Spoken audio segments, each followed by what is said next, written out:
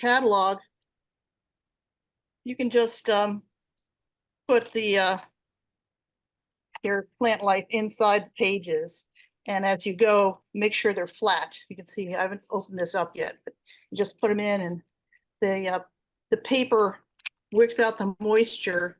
You take this and put heavy weights on it, and let me get that off the screen. Put a weight on there to flatten everything out. That works nice for flat, flowers. The other thing I wanted to show you, because I'm going to talk a little bit about botanical illustration, and you're all interested in photography. This is a really great book called Seeing Flowers by Robert Llewellyn. And I met him at Monticello. What he does is takes up really close-up pictures, and he's got a special equipment that takes like 36 images and stacks them. But he gets really, really close because he wanted to see all the intimate structures of the plant. And you can see how interesting those are. And then he also had a writer write about them. You can see that's a different way of looking at a flower. So I want to show you that. And then there's Amy Goldman's book. Amy Goldman is quite a vegetable gardener, and she posed her squashes and pumpkins as if they were Dutch still life paintings. Mm-hmm. And this is really fantastic. So if you wanted to illustrate a plant this week, you might be able to, put some really interesting light on it, pose it with things. Not sure how much you can see, but anyway, really great, interesting ways of looking at a plant. And then the last book, this is scientific, not ceremonial, but if you're interested in why the hydrangeas are pink, it's all explained in here, and how they are accumulators of aluminum, and that's why you can change the pH. And so all of the little things about plants explained in how plants work. It's a really excellent book. The woman is professional demystifier of horticultural phenomena. So, all right, that said, I do have a PowerPoint to share with you. So let me see how to do that. Do you have any questions about that stuff? Because it's Robert Llewellyn. What was this book's name? It's called Seeing Flowers. He had one called Seeing Trees earlier, and he also had Remarkable Trees of Virginia, which is just photographs of trees.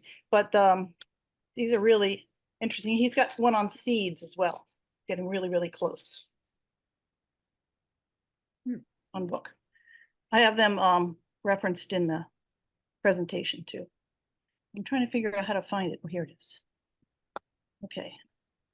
So I have to share my screen. Right. You share your screen, and then you open your PowerPoint, which should be open. I mean, you should then. I have it open, yeah. Yeah. Now share your screen. Hit share screen at the bottom of your Zoom screen, right? Yeah. Do you see that, Pat? Yeah, I'm looking for it at the bottom. It should be at the bottom in the instructions. It could be, if you see the triple ellipse, that says share. More, click on that, and share screen is about, I don't know, the sixth thing down. It says share screen. There you go. And then you can start at the beginning. In your PowerPoint, it says from beginning on somewhere in your PowerPoint. So there you go. It's showing up now. Play. Got it right there. Okay, good. Can you see it? Yes. We can see it. Yeah. Good. Okay, so this is about Lewis and Clark, and actually this, okay, I don't have control of them. Lewis and Clark, you might know, it had an expedition of about 30 men, and they went from St. Louis to the Pacific and back. And they collected plants. They did a lot of things. They collected temperatures, they collected languages, geology, all kinds of data. They were data collectors of all kinds. But we're going to concentrate on plants. So they were called the Corps of Discovery, although I'll probably call it the Lewis and Clark Expedition. But Jefferson had this dream of sending a corps of people out for years, and then finally got permission to fund a trip, and that lasted them 4 years to do it. It's amazing that they did it and got back. So here's the trail that they took, and you can see there's two different colors for the journey west and the journey back when they sort of split up to do a little more exploring. But you can see it's pretty much in the north part of the United States and through some pretty rough country, actually. And part of it is because Jefferson wanted to know who was out there, what they were like, and can they find a route to the Pacific. So, actually what I wanted to tell you is that there's, what I'm going to look at is these different environmental zones that they went through and gathered plants and met the Indian tribes in. And so there's 5 of them. The Eastern deciduous forest is unique because it has 4 distinct seasons. The tall grass prairie has certain kinds of terrain. The high plains are in Nebraska, Kansas, and South Dakota. Because the Rocky Mountains, I didn't realize it had 100 different ranges comprising the Rocky Mountains.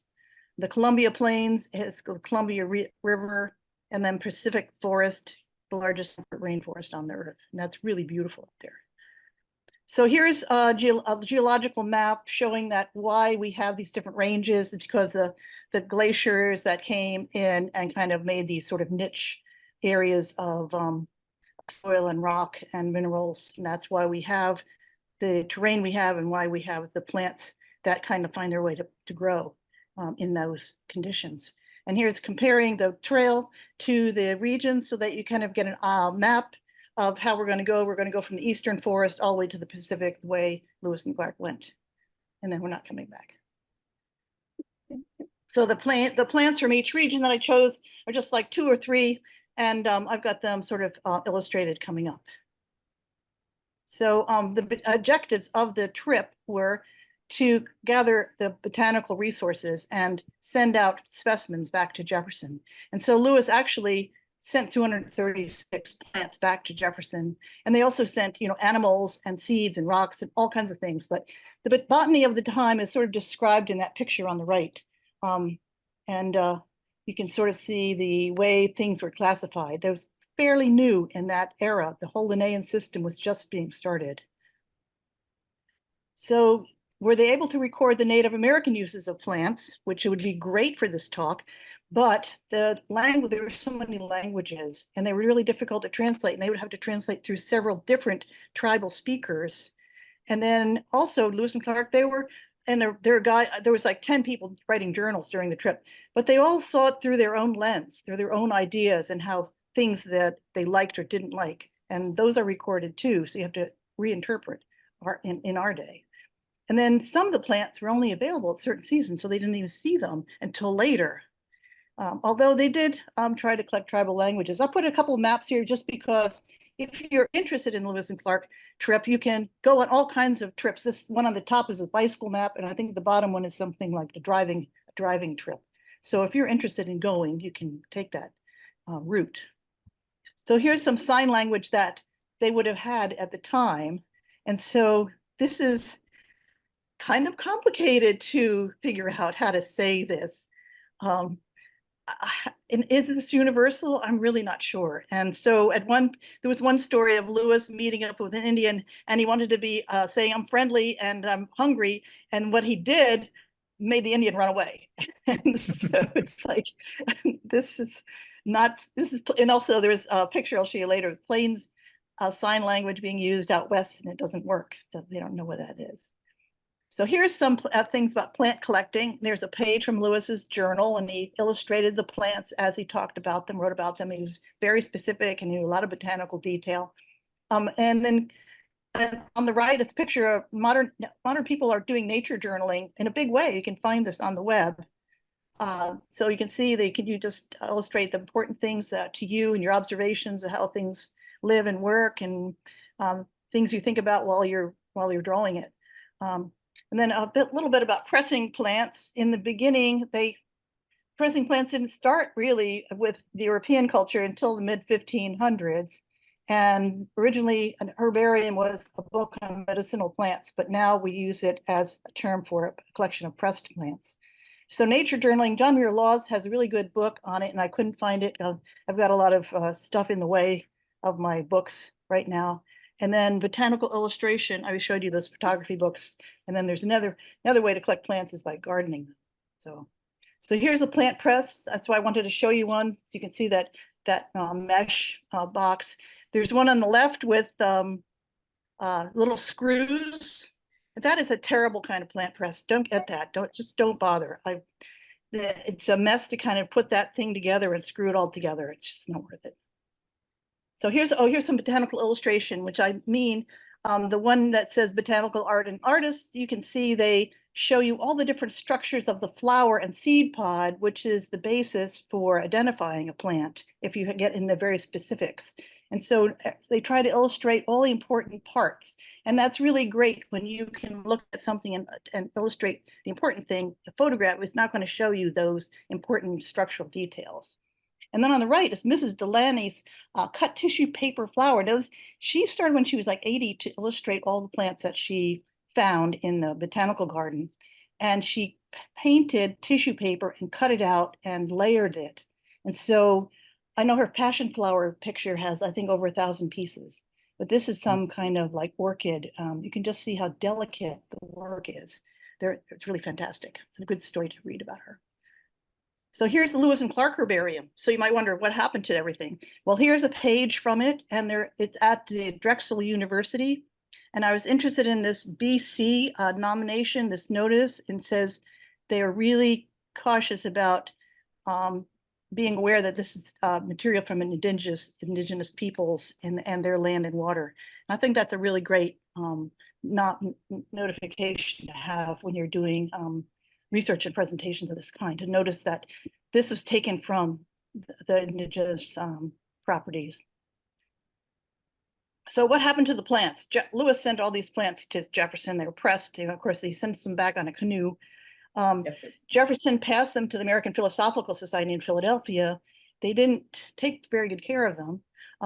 Benjamin Smith Barton at that society and Frederick Persh began to illustrate them and work through them and figure out exactly what they were. So then Persh took some to England, and then he published a big book about them, and people were upset because he didn't acknowledge Lewis and Clark.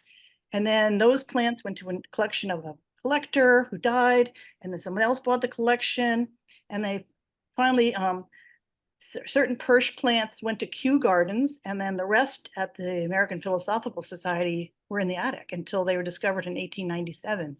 And finally, in 1999, they were rehoused and really preserved for a long time so that we actually can look at them. It's amazing. You can leave things to people, but you never know if they're going to be cared for or not. So, here's a bunch of references. I know you had references yesterday, so I just thought I'd put in some books that I used for this talk. And I did use a lot of internet resources, but these are great books. So here's the eastern deciduous forest, is the one that in our area we're familiar with. So two plants from that forest is Osage orange and the other one coming up. So Osage orange is from the Osage tribe, and this is a plant I think native to the United States, to the North American area. And you can see the wood to the left is really, really bright orange. When it cut, it has this yellow sap. It makes a wonderful plant dye. The thorns on the bush were used for keeping clothing together. They're used as hedges around fields. The Pennsylvania Germans used to enclose their peach orchards with this plant and then turn the pigs into the orchards to eat the peaches. But this was extremely strong wood. And so here's the sample from Lewis and Clark. You can see those thorns and the kind of shiny leaves, although they don't look shiny anymore. It's really, really durable wood, and it tolerates road salt and pollution. And so the name Osage is thought to be a transliteration from a French-Canadian term. And then the legend, which I cannot read from my slide because there's these things in the way. It was the origin of the tribe was from these two people who lived peacefully and warringly, and they made the bows were used to kill animals from this tree. The bow was thought to be worth a horse and 3 blankets. It is really durable wood. So the Osage actually visited Jefferson, and Jefferson said they were the most gigantic people we have ever seen. I think Jefferson was like 5'8" or so. He was a pretty tall man. So then this is what he said. We're now one family. You have furs and that we want. We have clothes that you want. We're going to mutually accommodate each other. So this is the first, his first entreaty to them. And then later on, as we know, it all decays later on because of other things that occur. Here's wild ginger. At the mouth of Osage River, when they're on their trip, they find this plant. Look how unusual that flower is. Don't you love it? And so it's got this bitter quality. A lot of these plants we'll be talking about how bitter everything is. And then it has a heart-shaped leaf. It's really a beautiful thing to grow in your like woodland garden. Here's the tall grass prairie as they move west. And we'll talk about sage and currants. So actually, this is funny because they're going up the Missouri River and they're in South Dakota and they think they're going to be attacked by the Lakota Sioux. And hunters are called in, everyone's ready for action. But there's Lewis. He adds 3 new specimens to his plant collection: the sagebrush, the rubber rabbit brush, and the juniper. So he doesn't stop the mission no matter what's going on around him. So here's the sage.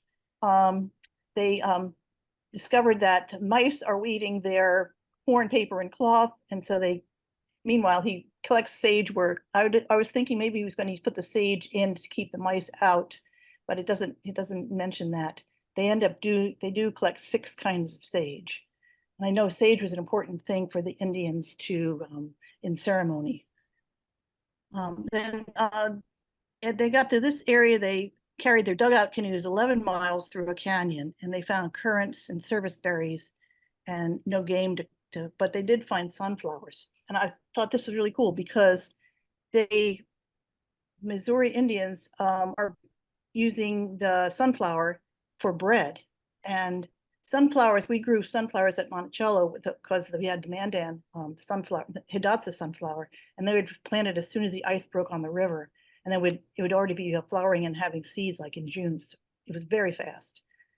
So this was fascinating to me. They made sunflower seed balls so that you could carry them with you, kind of like an energy bar. And so you pound these seeds really, really hard until all the oil comes out, and then you can pour them into balls. That's all it is sunflower seeds. So the Indians of that area, the Hidatsa, Mandan, and Iroquois, used the oil on their body, and they made an infusion of the flower heads to treat chest pain. I thought that was very interesting. And I think we've already talked about how sunflowers are a bioremediator. So you put them in toxic soil and they'll drag the toxins out. And then they were used at Chernobyl because they can mitigate the radiation in the soil. And that's been proven that it works. So here we are in the high plains, and we have, this is when they're actually using the sign language charts, hopefully to be able to talk to people. They had traveled 1,400 miles to get to Bismarck, what's Bismarck, North Dakota today. And they did that in 155 days, going upriver against the current. And so when they get to this area, it's in the fall, and I think September, and it starts to snow, and they have to make a lodge and a camp and everything and get ready they were so shocked because they're Virginians. They have no idea it's going to have snow in the fall. So they actually live there until the next April when the river starts to break up the ice. And thank heavens, the Mandan, Hidatsa, and Iroquois are there. The Mandan are really great gardeners, and they have big caches of food stuffs that they can trade with the core of the discovery. And it's because this is the intersection for a lot of other explorers also. And so the trade network was already developed there. And the Mandan, they had the latest technology because they were being brought all the latest trade goods. It was very, very clever. So here's the Indian breadroot. And so this is a really unusual plant. Look at that. I've never seen this, but it looks like, I really love to. It looks like the roots there are bound together in a string so you can have a whole bunch of them. And they would tie them this way and then smoke them. And then later on pound them into sort of a powder to thicken the rest of their things that they're cooking. And so also they would just mash them and eat them like a potato.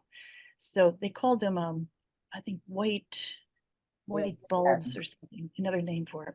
But So then they would roast them, and apparently Sacagawea really loved this plant, and it helped her when she got ill. So here's some corn. I wanted to put corn in because Linda has always asked me to talk about corn. So here's when in December, the Mandans come to trade. They came to trade all the time. And so there's some interesting corn here. I like the dried yellow corn in there. Although when we grew Mandan corn, we had the pink, and we had a dark reddish one and a yellow one. Lately, you can find seed companies that have bred a new sort of variety of Mandan corn. And I got a new one that's really dark purple from Montana that I'm growing this year. The corn generally has straight rows. I think I mentioned this. Oh yeah. So Oscar Will was a seedsman, and he would collect the corn. Actually, the tribal chiefs were bringing it to him so that he could make it proliferate and pass it around. And he collected lots of corn and wrote about it. And his son wrote the book Corn Among the Indians of the Upper Missouri, collecting the legends that go with that crop. And you can see how varied the size of the cobs are and so forth. And early corn before this would have had undefined rows. And this corn all has defined rows. So you can tell it's old, but it's been selected a really long time ago. It's not like, the first corn or something. So, and then the picture of the woman hoeing is a buffalo bird woman, and there's a book about her garden. And I think various people have collected her remembrances and how she did things about growing corn. There was made an antler to dig the soil, and there was certain hills, and they'd surround the hills of corn with squash to define the family plot. It's really fascinating to see how democratic this gardening was. Oh, and this is for Linda. This is the Corn Palace. I knew she Wow. wanted to see this. This is so wild. The one on the top is a Victorian picture. And you can see in the picture of like sort of a facial image there, you can see how the corn cobs are lined up on the walls to make these sort of mosaic images. And then you can see over here it's 100 years old. I think it's more than 100 years now, but that's some kind of wild celebration of corn today. I knew you'd love it. So that's something else you can do for your art project, make a corn mosaic. So here's the prickly pear, and cactuses are native to the Americas, but no one ever collected them or wrote about them, really. Lewis collected 3 kinds, and they always talked about how awful it was to encounter them because the spines got in them. And the first time I went to the Southwest, the first thing I did was back up into a cactus, have no idea how horrible that is to get it be stuck in your pants with these thorns. But they were constantly complaining about the cactus pulling the spines out of their feet. And so another kind like this is the one used to grow cochineal, which is a scale insect that gives a nice red dye. And so I love that Lewis felt this cactus was a symbol of pleasure and pain, and so it's one of the great beauties as well as the great pest of the plains. I thought that was a wonderful quote. The picture with the little red lumps, those things are going to get bigger. Those are the fruits that you can actually eat. So now we're on the Rocky Mountains already. And here we have, they meet Indian boys, women and children, and with the language of the Plains Indians, that sign language, they're thought of hunger. I think hunger is probably a universal symbol. And anyway, they were given some buffalo, dried salmon, some berries, and an onion they called quamish. And they made it into a sort of a bread, pashiko sweet or something. So thank heavens they were being once again saved by the local tribes. So here's Yampa, and it's called false caraway. I just thought I'd show you some plants that I don't know and that are fascinating. And it's kind of like we all know carrots, and then when carrots bloom or Queen Anne's lace blooms, it's the same look to it, but this is got a root that has like a caraway flavor to it, and it belongs in that flavor group of anise, celery, parsley, fennel.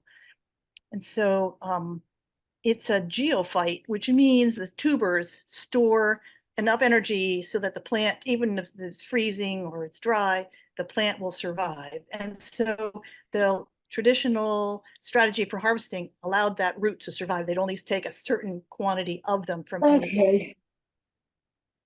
even though they had bushels of them. And so, I can't go back. Yeah, I can't go back. Here's the camas, and this is a gorgeous flower. The fields are just solid blue out there. You can see behind that one picture. This is a tiny bulb once again that you can eat. And so Lewis writes that it looks like lakes of flying water because there's so many of them. And here's his sample that he collected. You know, they collected these in 1804, so it's a long time ago. He really knew botany when he observed this because they got held up waiting for the snow to melt on the mountains. He spent a lot of time observing this plant, and if you go on the website about Lewis and Clark plants, he's got every detail mentioned perfectly. So if he had enough time, he would have done that probably for all these plants. He's really amazing. So then when it got back, Frederick Persh identified this as a new species. He did that with several of these plants. And then this prairie where it was collected was the residence of the Nez Perce. And so that's who gave them back here. And they first showed up, the Nez Perce were probably the people who gave them that bread made out of the camas. And today they're saying this prairie, it's called Weepy Prairie. It's only a small of it, only a little bit of it hasn't been turned into like orchards or agricultural fields. Well, here's the bitterroot. And so there's a bitterroot mountains, and I've heard a lot about bitterroot over time. And so you can see the plant, you can see that kind of forked root, and then there's a piece of the peeled root there. It kind of looks like a human figure, doesn't it? That has a beautiful little pink flower. And it was really significant to gather this root. It's very bitter. They cooked it with meat and berries. It's significant because it's one of the few things that they can gather in quantity and in a certain season of year. And so, in fact, here's the elder of the women of the tribe would gather it, and they would have a ceremony first, and then they would gather the roots. And the only time you gather it is when that part of the cycle of plants in general, before buds open, before the buds open on this, but when the deciduous leaves first appear. And that's kind of like when the sunflowers are planted by the hidatsa. And so at this moment in the seasonal cycle, the skin of the root can be peeled off. And so the woman sitting there has gathered up some roots, and she's peeling off the bark, that bark, what you can't really call it bark on a root, but that tool on the ground, that's what you use to dig it with. The ground is all gravelly. I was telling you it's glacial. So she had to dig through the gravel, pull out the root, peel it off, and then put it in her bag. And each family gathers a bushel of two of these roots and drives them out in the sun. And so they researched to see how nutritious this was. It has like 10 grams of protein and a few minerals. It was always used to thicken or cook. And I think it's just a traditional food. That's why they wanted to do that. And so there's let's see, I thought I had a talk, I had a little slide about, okay, so there's Lewis's plant specimen. It looks to me like a piece is missing, but that's all that's left today.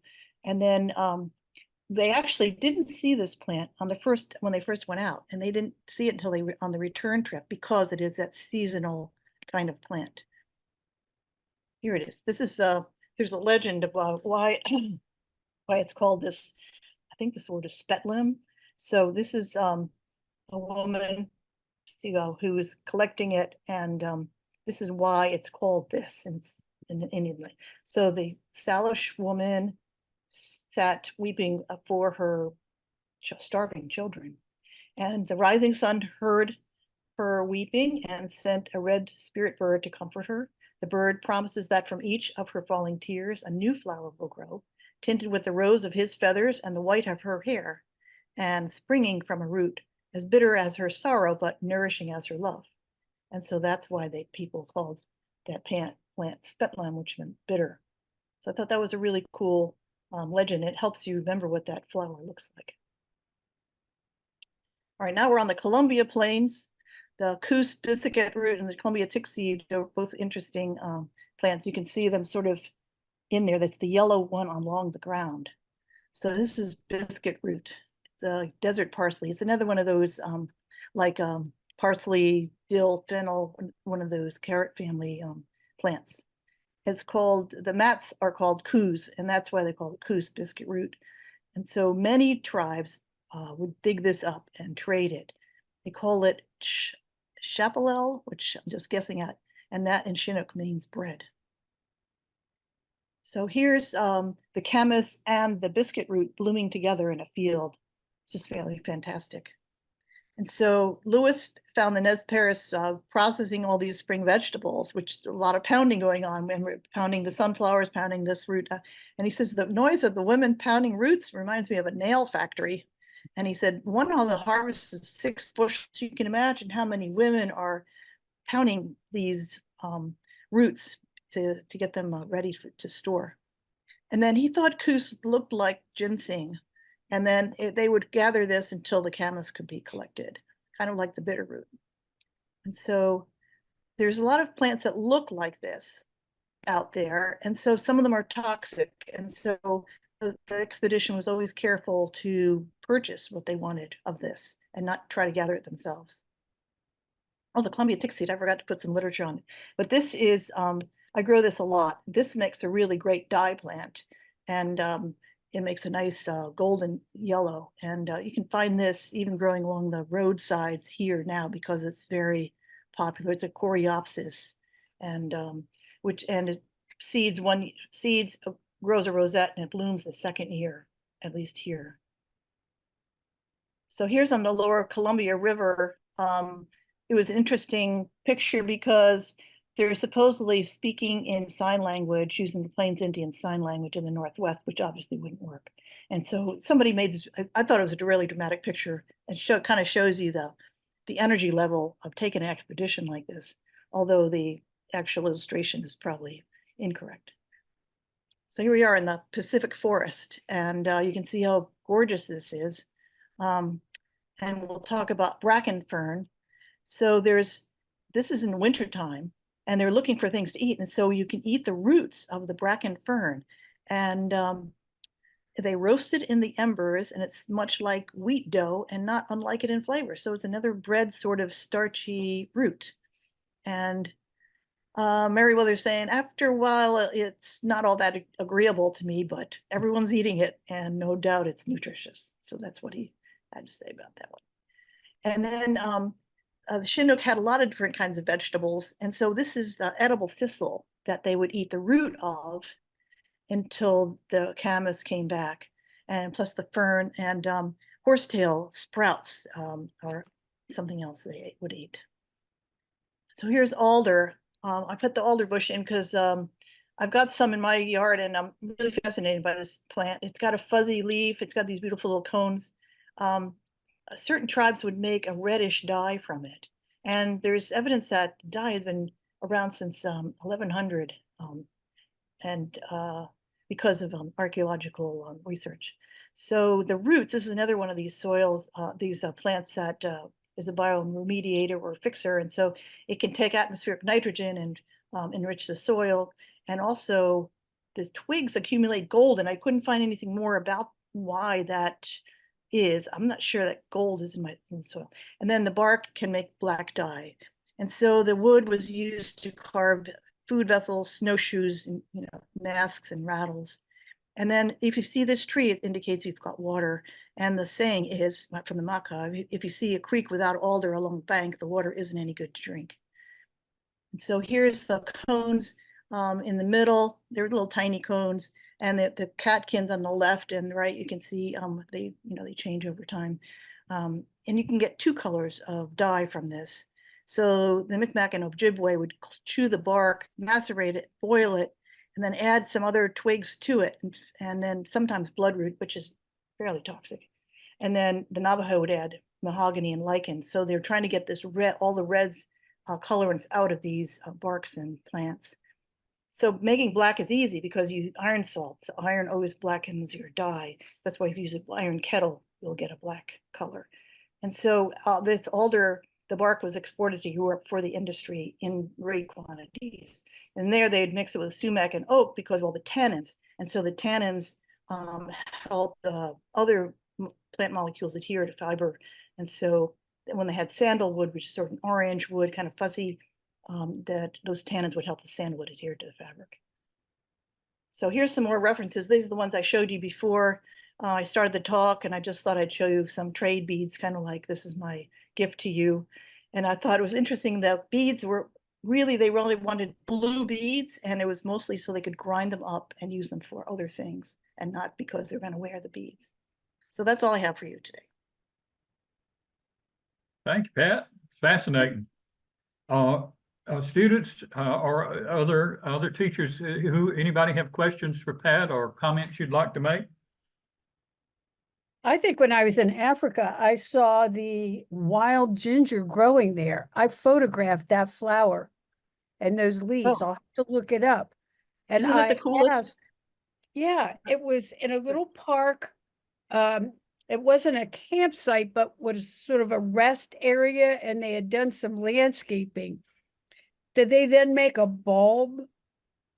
Does that The bud know- looks like a bulb, but I think, you know, you just gather up the root to eat it. Really not familiar with the seeds. I think it's some kind of small thing, but I don't know, maybe Robert would know.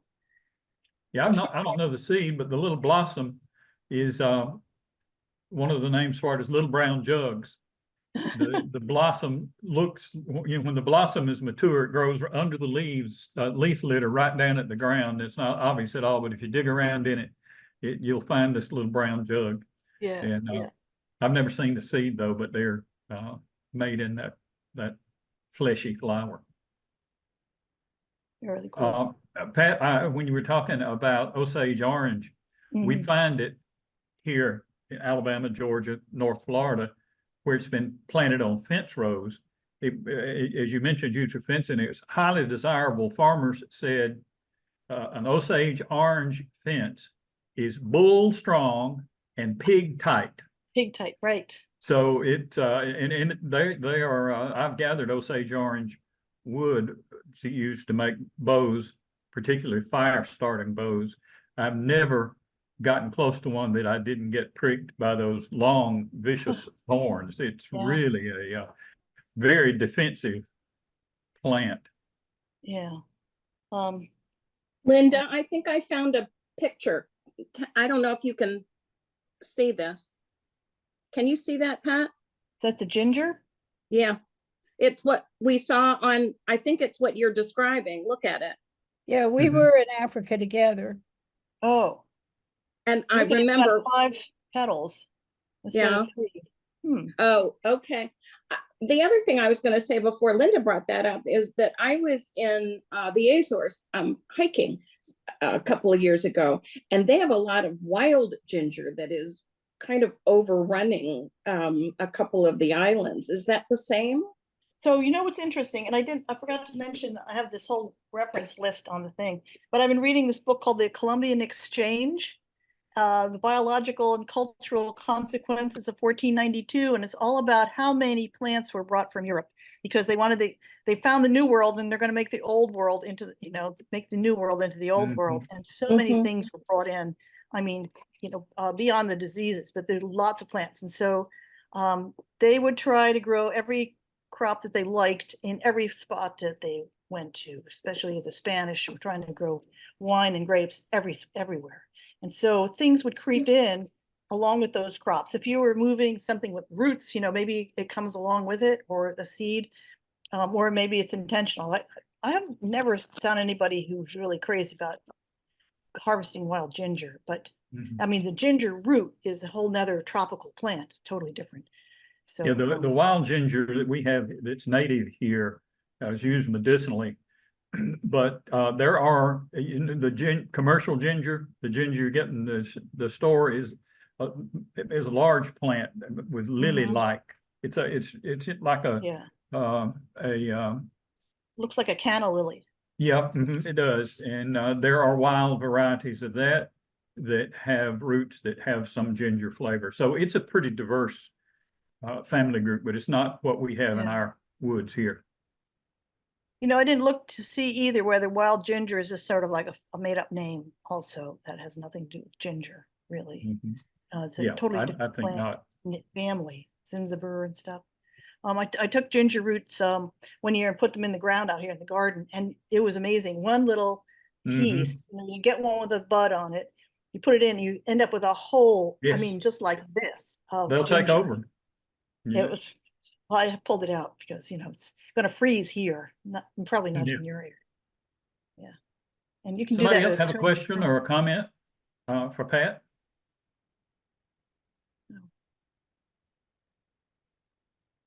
Well, thank you very much, Pat. That was just fascinating. I really enjoyed learning. There's a something really about- good it's called Discovering Lewis and Clark or Discover Lewis and Clark, and Mhm. you can really just get wound up reading all the articles that they have Yeah. in there, you know, Yeah. about different topics. It was great, really great, fun project for me to do that. Okay. One quick Sonia's asking if your PowerPoint will be available. This the recording will include your PowerPoint. So think so. Linda, you can tell us when this will be when it will be available. I don't know long- how much work Maria will be able to do in the week between this week and next week, posting everything. Right. Originally she said she thought it would be available later in the evening. She Okay. was trying to post, we're one of the few classes that's being recorded. The Search for Common Ground is being streamed live. Mhm. And I'm assuming the gallery talk tomorrow night and the concert on Friday will both be streamed live and archived on the U2 site. I don't know if you can mail this kind of thing to a person or not. It might be too big. The photo files might be too big. You might try it, Yeah, so but if someone in the class wants it, we can try yeah. to do that. Yeah. Just contact Sana me. asked about it. Right. And so Heather shaking her head. I'm sure everybody would like to be able to go back and review it. It was so packed with information. It's Yeah. a wonderful resource. Yeah, You Well, we always were, do such a- Lynn and I were talking about that before because the one that I have was over 200 megabytes and I couldn't mail it. But Right. there's a way of mailing it called WeTransfer. It has a Oh. limited shelf life. You have to download it right away and save it on your device because then it disappears. Maybe Maria could WeTransfer it to our class. Yeah. All right. That way So- everybody could have it because that was great reference material. Mhm. Yeah. So I think once I get back to McDaniel or somewhere that has really good internet, I could do that.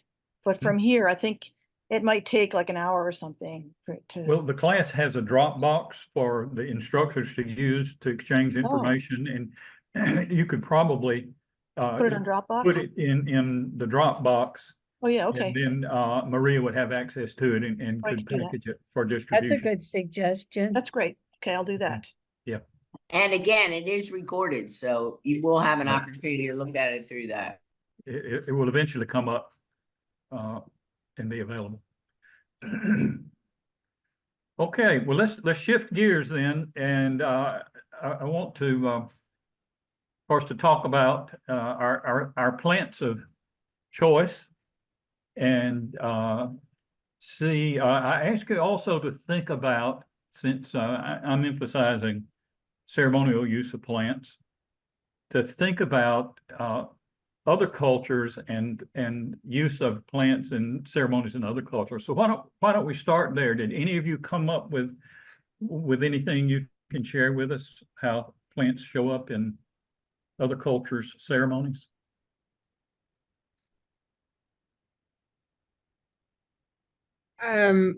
That's I Was looking to see, I wasn't sure, maybe I didn't understand the, but I was looking to see if I could find ceremonial use for red oak, and I haven't yet. I found like some about like medicine, Yeah. but that's, different.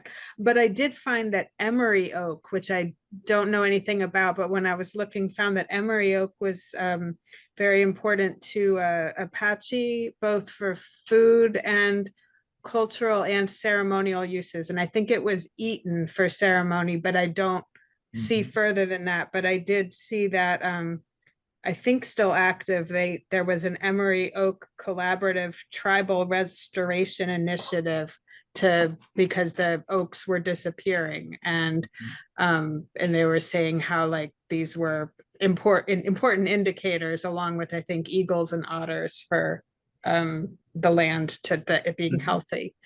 Yeah. So all that mixed together.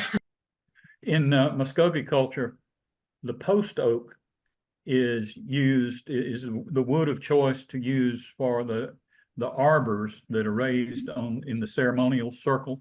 They build an oak, post oak structure, and then cover it with willow.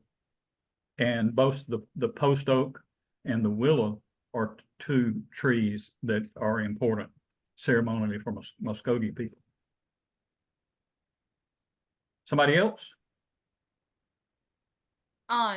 Well, thanks to Pat, I took a picture of my plant and clicked the little eye on my iPhone and found out that my plant is a philodendron. Once I found that part out, I kind of was able to do a little bit more research on them. I did see, so I had no idea anything about the plant, but just knowing now what the name means, and it was talking about it means like love and growth and things like that. It talks about they use it in wedding ceremonies around arches. They will use like philodendrons around there. But other than that, that was kind of the only like ceremonial representation I got for it. Okay. Somebody else? Sana's plant, I think, was like a pothos. It's similar to philodendron. And I know in northern, like Scandinavian countries, they grow them in the indoors because you can pin it around on the walls, and it doesn't need that much light, and it keeps going. So it might be something you think about with the philodendron. I was doing the herb, are we on? Okay. The herb rue was used as was dipped in holy water for blessings. I had a Lithuanian friend who told me that, and I like the herb rue. You've got to be careful because the oils, if you go sit in the sun, you can end up with a pretty nasty burn.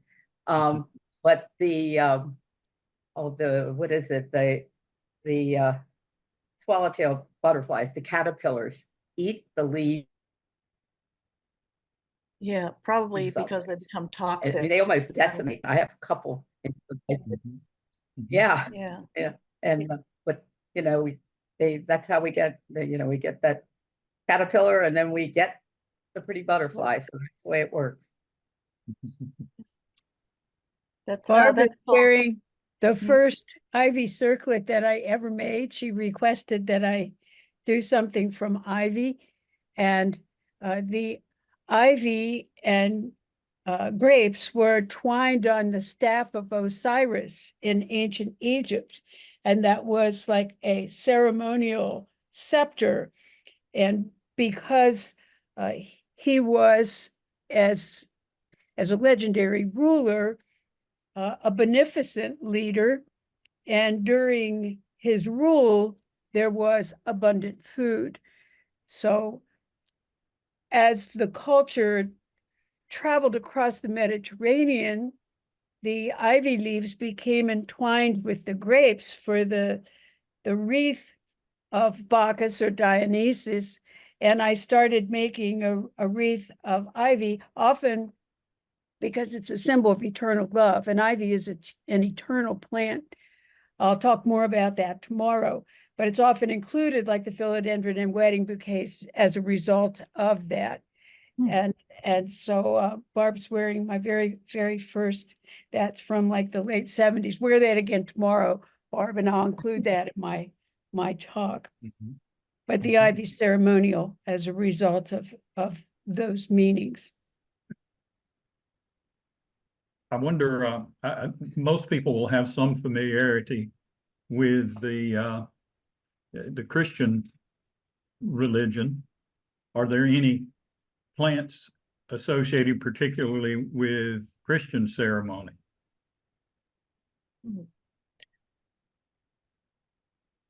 I was In fact- wondering what the incense was made out of. Pardon? I was wondering what incense is made out of. In the Catholic religion, they have incense, and I never knew what that Yeah. was, burning. But there's several different recipes for incest, but I mean well, maybe Incense. incest too. Incense.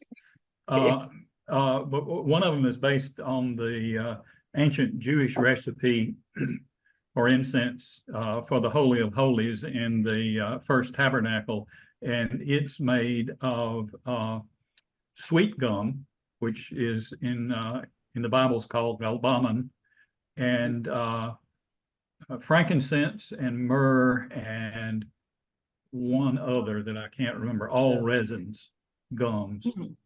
And so those would show up again in Christian churches, which adopt many of the ancient Jewish worship techniques. But Linda mentioned Dionysus or Bacchus, and so wherever Bacchus showed up, wine flowed, and that shows up in Christian culture too, in the Eucharist or communion, where there's wine, and then the wheat for the bread. And all of those plants were used in that Mediterranean era, ivy and grapes and wheat, and they show up in the religions and in the cultural, the paintings, illustrations that in Pompeii, there's a room that is based on the Eleusinian mysteries. Apparently it was a gathering place for the Eleusinian mysteries, and it shows wheat, ears of wheat being presented as a part of the celebration of those mysteries. So our traditions, our Western traditions, as well as the traditions, more indigenous traditions, also involve the use of plants ceremonially. Mistletoe at Christmas. Frankincense and myrrh. Mm-hmm. I was also gonna say the palm ashes on Ash Wednesday. They burn the palms well. Right, right. Well, when you first think about it, and you think plants and ceremonies, we might tend to focus more, since we've been doing that in this class, on indigenous use of plants, but it's still very much a part of our present day life, and of course the use of various plants in the cedar meal still, is still going on and still practiced. Right. So, And a lot of so it's plants, associated with food. A lot of these, that's right. I mean, Mhm. most of Yeah. our ceremonies today seem to be more food rather than Yeah. being thankful or grateful. Yeah, well, like pumpkin pie at Thanksgiving. And of course, we can thank our indigenous friends for that. Well, I wanted to just have that discussion to synthesize you to broaden your conception of how plants might be involved in ceremony.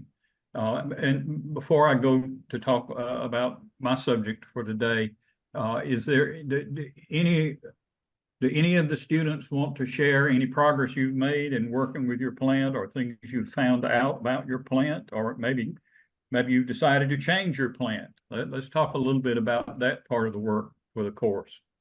Anybody have anything to share?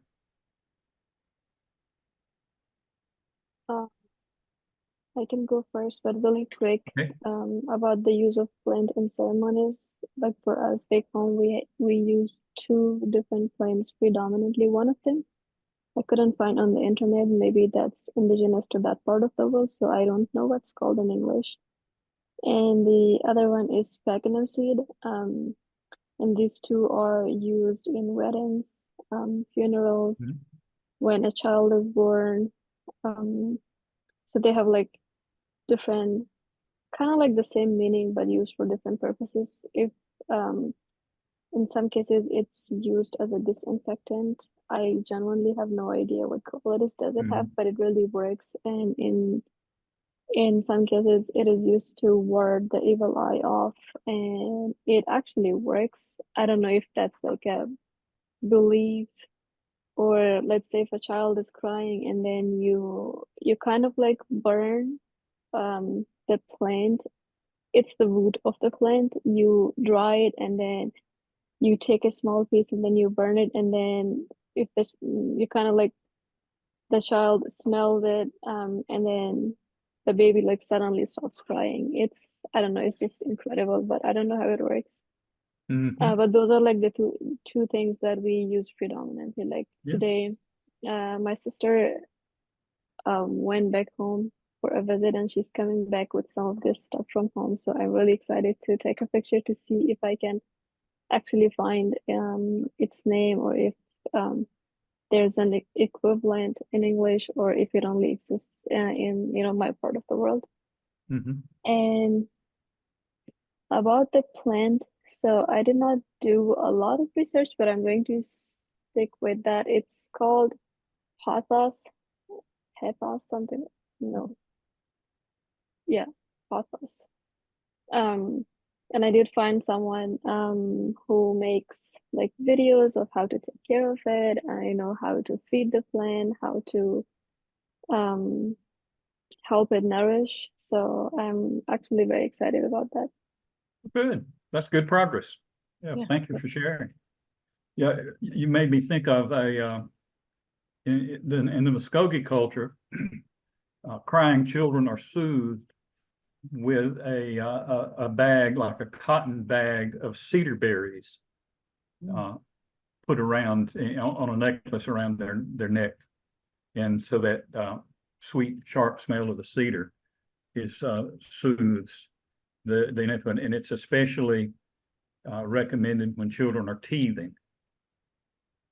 I've never used it, but since I was past my baby raising days when I found out about that. Anybody else have something to share about your work with your plant?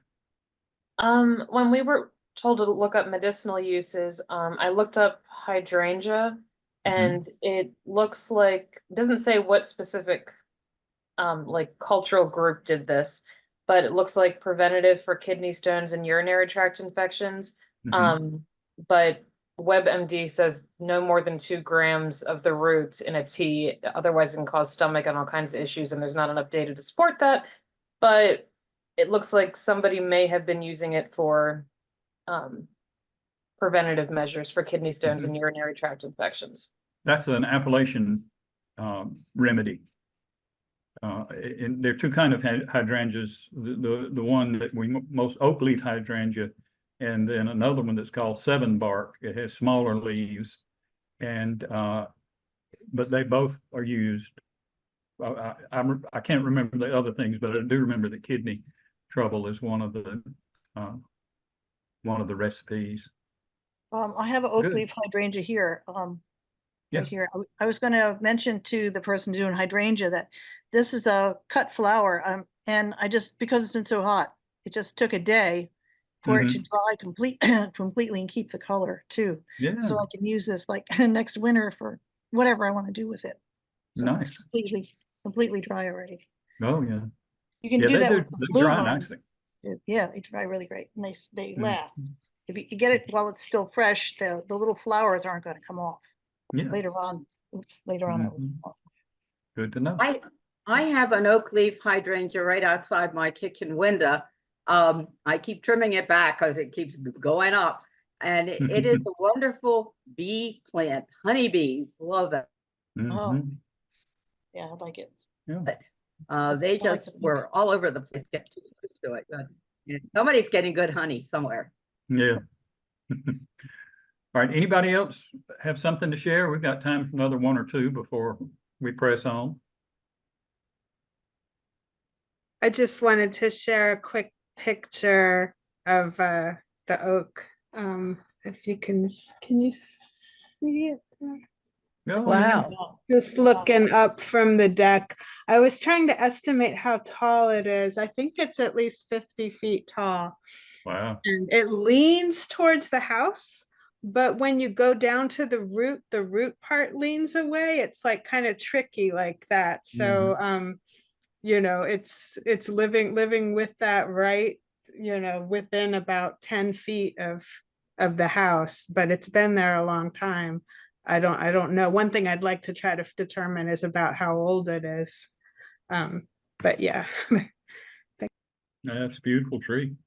There's way to measure trees. You can find it with standing away a certain distance and having a stick, and you can look it up on the line. I'll try to look it up for tomorrow, but there is a way of measuring tree height by standing in a shadow area. I forget what it all entails, but it's I think it tricky has and something clever. to do with the right triangle and hypotenuse, you know. You, Yes, yeah. step out and look up. Okay. Can I add something practical here? If it's that close to the house, you might want to have a registered arborist take a look at it. Yes. It was planted years ago, and it was about 90 years old, a maple tree, and we found out, we took one branch off of it over the porch, and then we found out that the center was hollow, and we had to take it down because the insurance company doesn't like trees too close to the house. I hope that, you know, you get a good arborist though that can trim it the right way. There's a lot of people out there that have chainsaws. Yeah. You don't want to Yeah. them. Yeah, That's not an arborist. we do have someone come about every year to just, usually there's some branches up at the top that they can tell from the ground that they're loose and will fall in the next storms. So they'll come take those down and give it a look over to make sure it still seems healthy. They usually recommend some kinds of like things to put at the bottom, like, I don't know, growth things that I'm afraid I never take those recommendations. Those don't sound, but and they, you know, cost a lot of money, but I do have someone come look at it, and that's maybe I don't know, not in class time, but if someone has advice, like, is that actually a good thing to do, to put all these chemicals of some sort, whatever it is, to help it grow. Yeah. Todd Brzezinski of Viking Tree Company. I put my trust in him. He's very, very knowledgeable about trees, large shrubs, and plants in general. He doesn't look as old as the father of a college graduate, but those looks are deceiving because he spent a whole life working with trees. I can give you his contact information if you're interested. Well, let's shift gears then, and let me share a little bit with you today about going further into Muskogee culture and some plant-related objects. One of the practices in Muskogee culture is making rain, bringing rain or praying for rain, encouraging rain to come in collaboration with the turtle, Loja. And so my brother, who's a farmer back on the farm in Georgia, he was complaining about couldn't get rain on the crops. And I said, well, Lamar, you just need a rain turtle. And so I explained to him about the rain turtle and the power of the rain turtle to bring magic, to bring rain. And the simplest way of using a rain turtle is to get out on the edge of the field where it's clear and sandy and draw the outline of a turtle with the head, tail, legs, and the shell, big round shell, oval.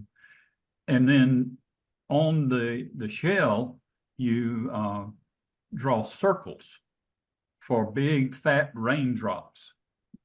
And then there is a song that you can sing. It's the song from the turtle dance that I mentioned earlier in the week. Loja, Loja, way, Loja.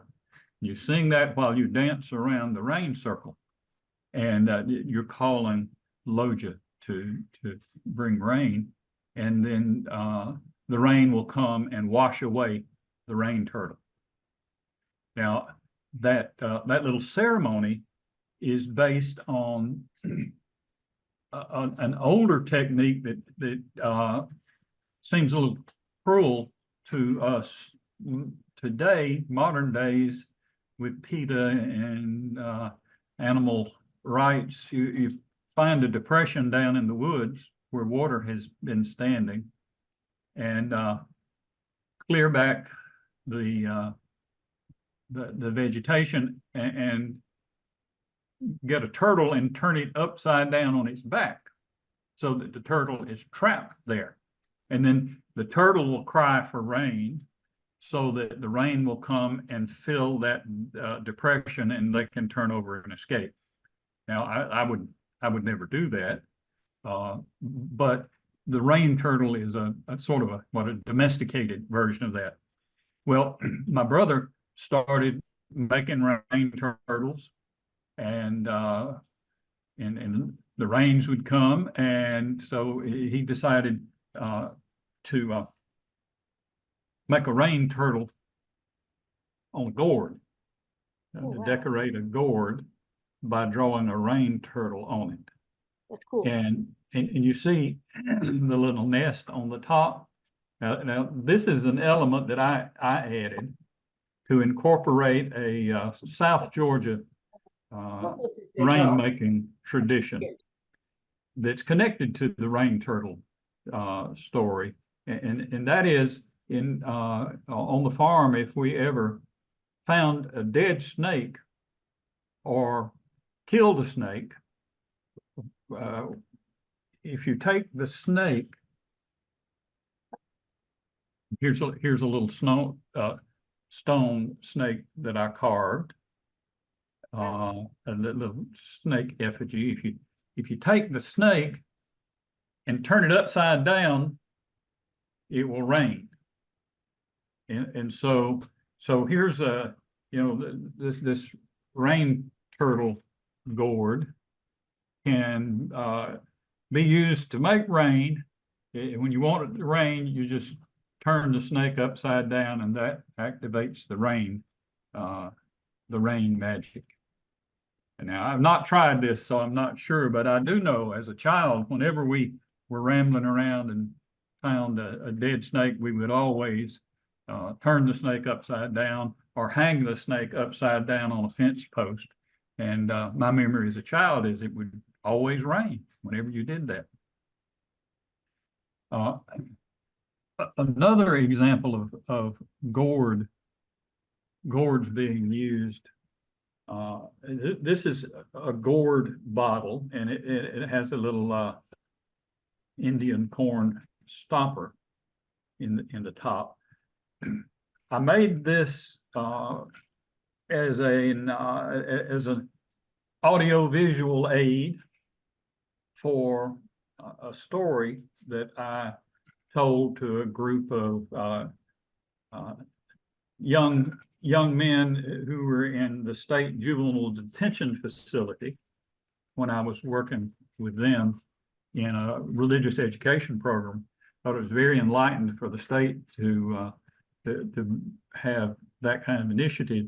And I taught them about religion, kind of world religions and the different religious forms and systems And then when we talked about indigenous religions, of course, I talked about the Muskogee culture.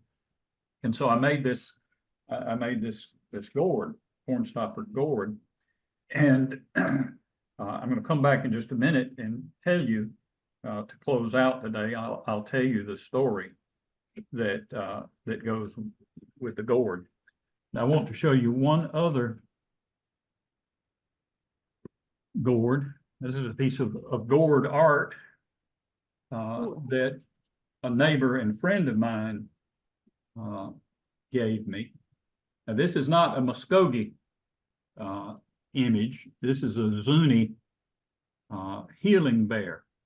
The Zuni culture has great respect for the bear, and you see these on pots, and they make the gourds also, decorate and use the gourds, and they're often carved in little fetishes, little stone fetishes, and are used.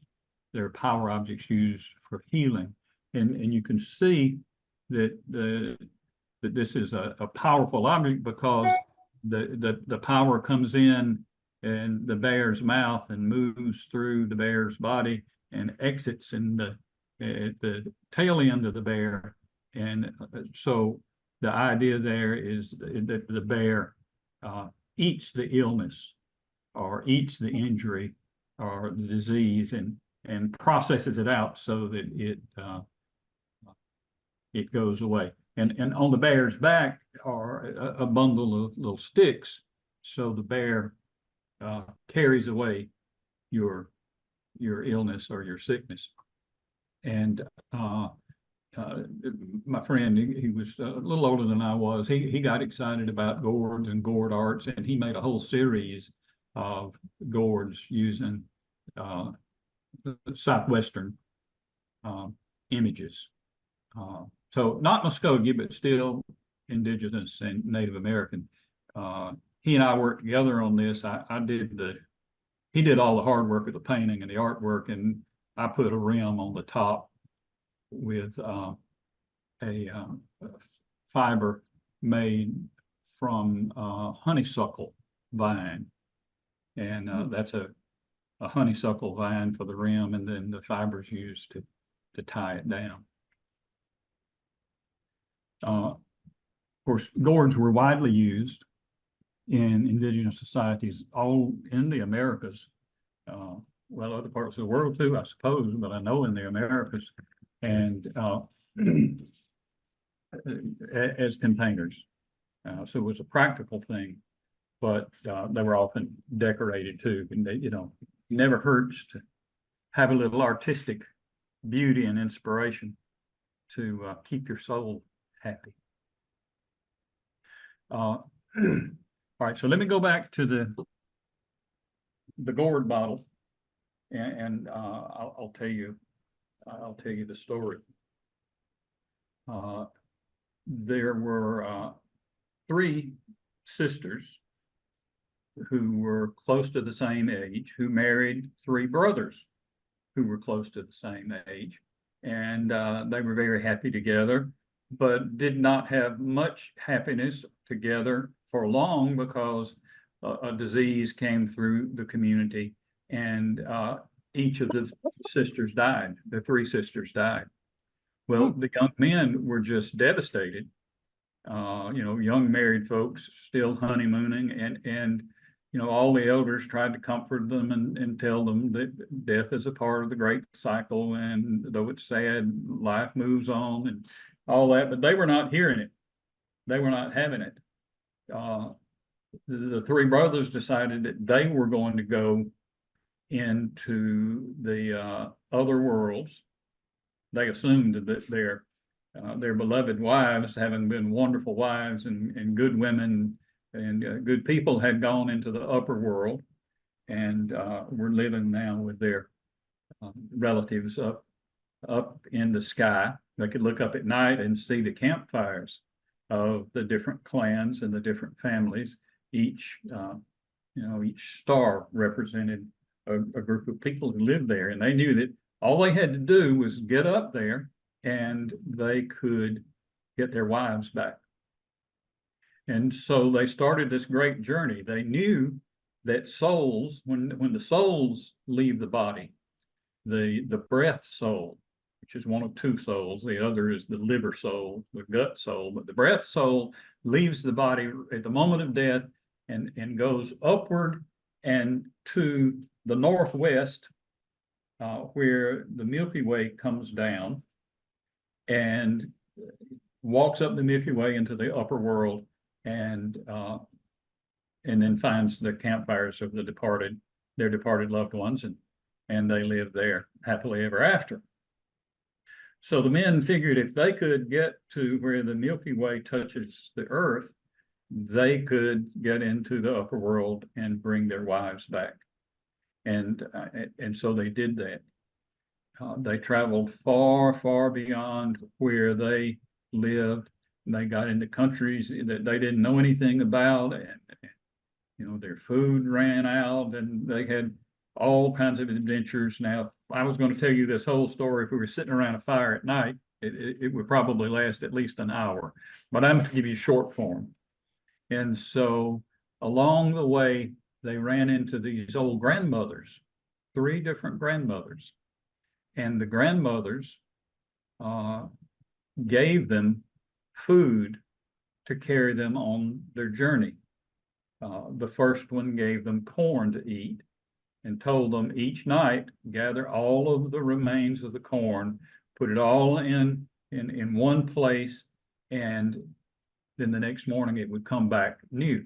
And that's what carried them through their journey. They did that with the corn. They met another old grandmother much further over, and the other grandmother gave them a mess of beans cooked into a porridge, and the other grandmother gave them a big pumpkin, and that's what they ate until they got back home. And so on their journey, they finally found the place where the Milky Way touched the ground. They were able to get through and climb up the Milky Way into the upper world, and walk along the Milky Way and find the place where their wives were gathered around the fire. Now, it took some real convincing to get those women to leave the upper world where they were very happy and content, but they finally agreed that they would go. The head elder of the clan had to agree to this. This would have been a great grandmother who had authority over these women, and she said, if they are willing to go, I'm willing to let them go with you, but they can't make this journey in the condition that they're in. If you're going to take them back, you'll have to take them back in this gourd. And she gave him a gourd like this with a stopper in it, and put the 3 women in the gourd, put their spirits in the gourd, and closed the top. And the great grandmother said, now you must leave them in this gourd. You can't open the gourd. You can't let them out, no matter what happens. If you let them out, they're going to stay here. Or even if you've already gotten back close to home and haven't gotten to the home where they lived and loved, they're going to come back. And so the 3 brothers agreed that they would do that. And so they started their long journey back, and the closer they got to home, the more the 3 wives in the gourd begged to get out. But the brother said, no, not yet. Soon, but not yet. And so when they were back finally in their own country, close to home, and that night, after the 3 men had gone to sleep, the women in the gourd were crying and begging, and maybe they were regretting their decision to agree to this journey. And they finally talked to one of the men who woke up in the middle of the night to open the gourd. And when he did, they left and went back to the upper world.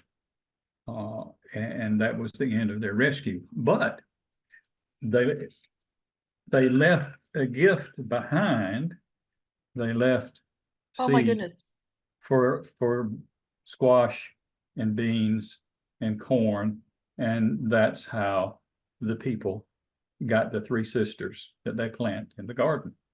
Oh, That's fun. what the old folks say. Great story. Yeah, I love it. I love that story, and if there's more time to tell it, you find out that the three grandmothers that met the men along the way were those three sisters who never didn't get quite back to the upper world, but they were not able to stay with their husbands either. So, young guys love that story. They just, these old hard. Well, some of those guys were in juvenile lockup because they were just waiting their turn to go to adult prison. But you tell them a story, they'd sit there and listen for hours. Okay, any last thoughts or comments? We got a minute left. I do. I just want to let everybody know that tomorrow is Thursday, and that is the evening of our gallery talks. So in addition to class, go grab some supper and come back around 6:30. We have not been given the Zoom yet that will get us there, but you will be able to meet any other instructors from whom you're not taking classes, and they will give you a summary information of the class and some examples. And then the Plant Speak artist will wrap that up at the end. So that's about an hour and about 75 minutes for that gallery talk, and that will be streamed and eventually it will be archived. And I did finally hear from Tyrell, our Native American artist, 6th generation weaver from the Diné, and he has in fact been up on the mountains with the sheep and out of range. He miscalculated the week since we always have one right after the other, and this year we have one in between, and that's the one he thought he would be participating in. So he's missed us, apologizes, but left any Wi-Fi area and went back with the sheep to do what he was doing. So I'm Linda Van Hart, and I will be talking to you about taking plants into an art form tomorrow, specifically saving people from botanical poverty by making sterling plants that never go out of season. I'm wearing an example of Savannah. My Savannah line was inspired by Spanish moss hanging off a Harry Lauder walking stick bush or a live oak tree. And you can see that my Savannah has wind going through it because it has a kinetic feature. So I happen to be a serial artist, and it is dangerous, let me tell you, being a serial artist. So I'll talk to you about the series that plants have inspired me to create over my close to half century as a metalsmith and more than a half century as a teacher of art and metalsmithing. So that's tomorrow. Thank you, Linda. We're looking forward to that. Yeah. And students, yeah, we're on hump day, meaning that you need to start producing some art, thinking about how you might translate the plant that you're working on into some sort of art project. So tomorrow I'll ask you to share your preliminary thoughts, plans, sketches, etc. on making art with your plant.